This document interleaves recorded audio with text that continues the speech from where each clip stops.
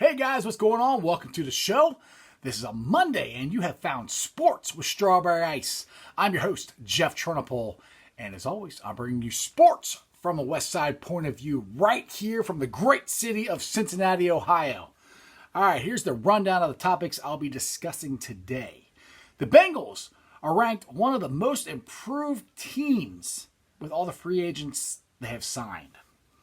And the Bengals have 5 potential breakout candidates that are already on the team that could be most improved from last year. And since we can't have any sports right now, over the weekend, it's supposed to be baseball season, I watched a bunch of baseball movies, and one of them is one of my favorites of all time, Field of Dreams. And James Earl Jones says, oh, people will come. People will most definitely come. What's your favorite sports movie or sports scene? Get to that in a minute. All right. Now, the Bengals. Now, these are players that they already have. That they didn't have to go draft. They didn't have to go sign as free agents. The Bengals have 5 potential breakout candidates for the 2020 season. Now, this is a list that I found on Bengals.com. So, it's not my list. It's their list. But a lot of stuff is based on Pro Football Focus, so it's pretty good. So, it's a national media coverage, sort of. Okay. Number 1, offensive guard, Michael Jordan. Based on how Jordan finished the season last year, he appears to be the front runner to be the Bengals' starting left guard for the next few years, according to Pro Football Focus. Jordan earned high marks for his pass protection after Week 13. In fact, Jordan recorded his record pass protection grade of 7.2 versus the Patriots and 77.9 versus Miami, and closed out the year with a grade of 76.3 versus the Cleveland Browns. So that's good. We're all worried about the offensive line. This is a guy that we already have that has improved as the year went on. Now, if you notice as the season went on, the last 5 games, the offensive line did get a lot better. Not great, but better. And that's really what we want, is them to get better. Number 2 on the list, quarterback Darius Phillips. A fine quarterback with an elite ball tracking skills. It's very hard to find in the NFL. Phillips' performance in 2019. So, encouraging. He only had 109 snaps, Phillips did, and with those snaps, he led the Bengals with 4 interceptions. So let me read that again. He only had 109 snaps, but he led the Bengals with interceptions in 4. That's the most since Leon Hall picked up 4 in 2010. So now with all the DBs they signed, how much playing time is he going to get? I don't know, but that gets to the depth that the Bengals will potentially have. That secondary is going to be a lot better than it used to be. Now, let's get the linebackers. We're all worried about the linebacking situation because they've signed one, and Sean Williams is still there as far as I know, so I think he's going to be a linebacker. But we have another one, Jermaine Pratt. After Pratt took over the starting middle linebacker spot from Preston Brown, the Bengals' run stop improved. What is all I keep saying the Bengals are trying to do this whole offseason? Stop the run. Now, the Bengals limited 3 of their last 5 opponents to less than 100 yards rushing. That's pretty good. No, it's not great, but 3 of the 5, they made progress again. Again, with all the other guys they signed, I think our defense is going to be pretty good. Now we have number 4, Jonah Williams. I cannot wait to see this guy play. He was injured all last year. But in 2017, he earned a first-team All-American and a repeat number 1 team All-SEC team.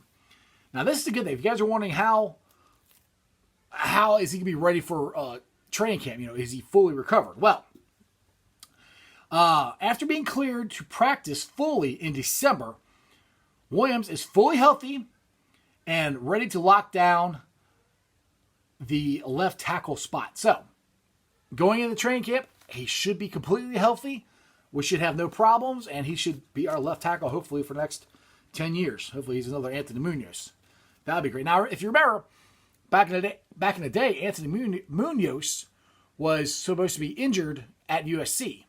Well, he came to the Bengals and played very, very well. He's the only Bengals Hall of Famer. I'm not saying Jonah Williams is going to be Anthony Munoz, but that would be great if he was. All right, number 5. We have defensive tackle Renard Wirt. The fourth rounder appeared in 11 games with 8 tackles. Wirt saw his snaps increase from week 11 to 14 before going on injured reserve.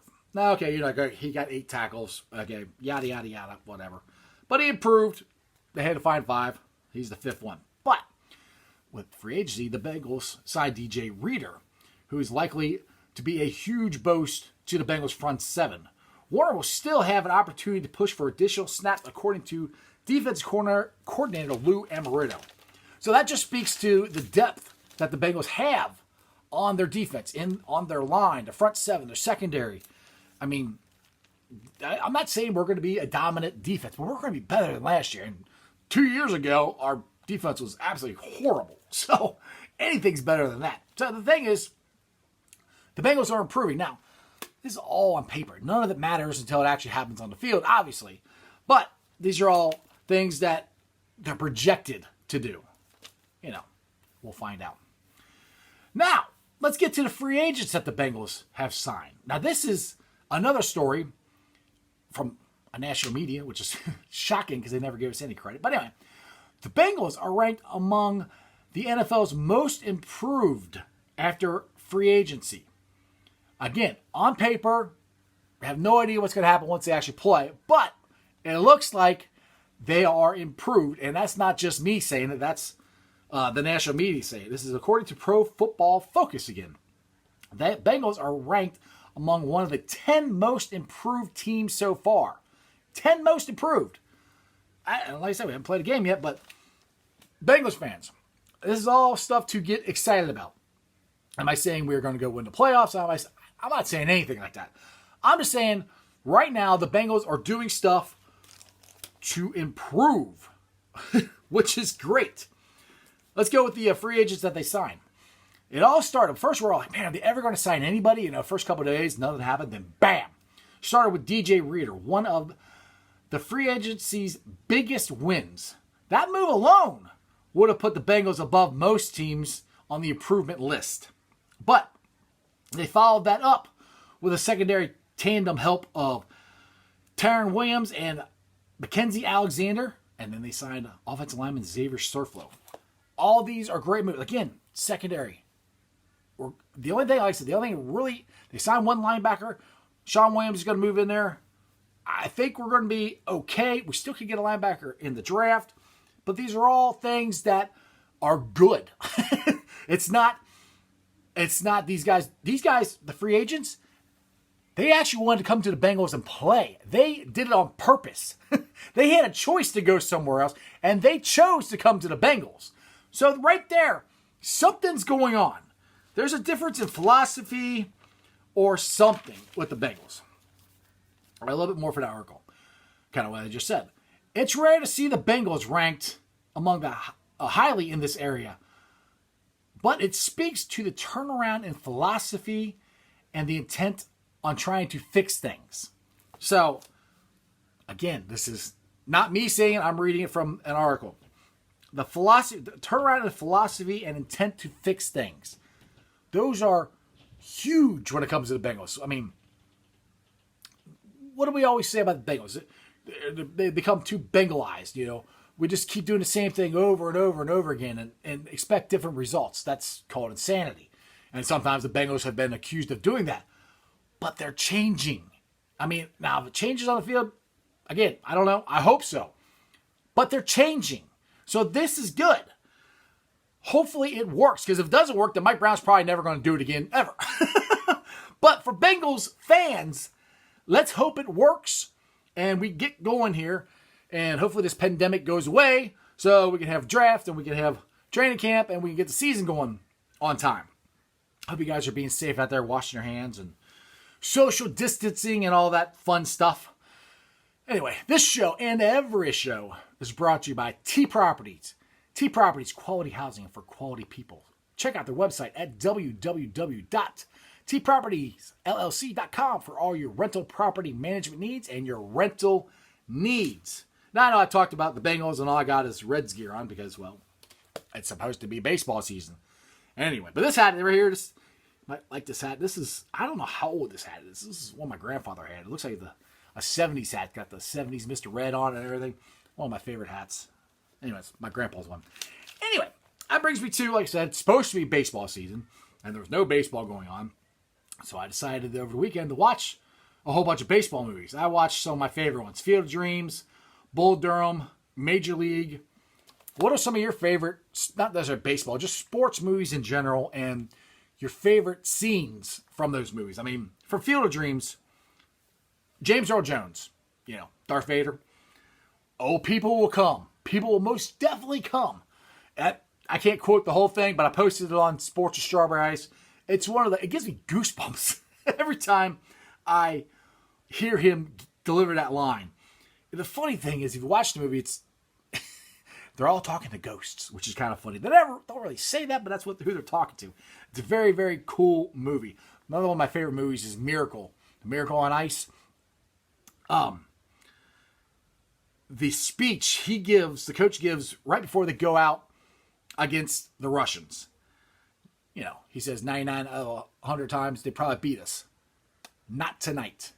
Not today. This is your night. You guys were built for this. You were made to be hockey players. Another one just gives me goosebumps. I'm already getting goosebumps just talking about it. Hoosiers is another great movie. I just they're all in the locker room right before they go out to the big tournament game, and I just want to win this for all the small schools that couldn't get here before, and then I'll just start clapping. And I don't know why the clapping. Come on, let's go, come on, God! It just gets me goosebumps, and it's a great, great scene. I haven't really. I mean, those are all movies. The last one, the newest one I said there was Miracle. That was back in 2000. They need to have a really good sports movie come out again. Anyway, you can tweet me out, Facebook message, Twitter, Instagram, Sports with Strawberry Ice. What's your favorite movie? What's your favorite scene from that movie? What movies you guys been watching since, there's no sports going on, and what we can do. There is an interesting thing going to happen. WrestleMania is actually still going to happen. It's going to be a 2-day event. I think Saturday and Sunday night, or Friday and Saturday. I think Saturday, Sunday. Anyway, they're doing it in a, empty arena. It's something to watch. I don't know if everybody's wrestling fans out there or not, but you see, I got my world title belt back there. So it's something interesting that we all could watch together and just be. It's not going to be the same because it's an empty arena, but at least it's something. Anyway, like, subscribe, share. You guys have been unbelievable through this whole thing. I hope you guys are staying healthy, keeping your distance from each other. The way we all can still connect throughout this time is Facebook groups and, Twitter, Instagram, all that stuff. But I have 3 Facebook groups that I help run. And we can go on there and discuss your favorite movies or sports movies or whatever, or what I talked about with the Bengals. But I got 3 of it. It's Bengals Nation, Bearcat Country, and Reds Country. Now, I was saying before, you guys have been unbelievable. My subscriptions are up to 264.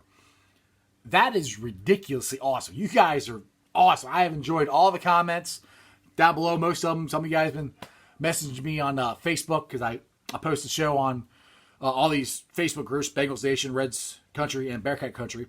And if you ever get the link on Facebook or any of those groups or on my Twitter handle, do me a favor, like a lot of you have been doing, get an account on Facebook.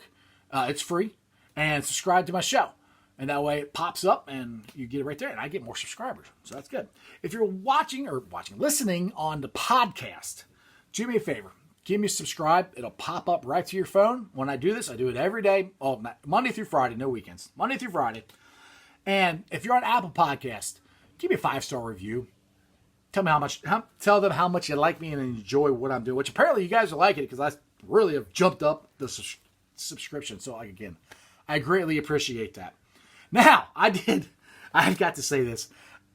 His name is Kirkpatrick. I know, not Fitzpatrick. I don't know why I keep saying Fitzpatrick. It's Kirkpatrick. But thanks for pointing that out. I got a couple of listeners down below posting me saying, hey, you keep saying Fitzpatrick. His name's Kirkpatrick. Yeah, I know. I don't know why I keep doing it. I've always done it. Anyway, thanks for letting me know. And I'll try to do better. Anyway, that's just sports, baby. Like, subscribe, share. Tell all your friends about me. See ya.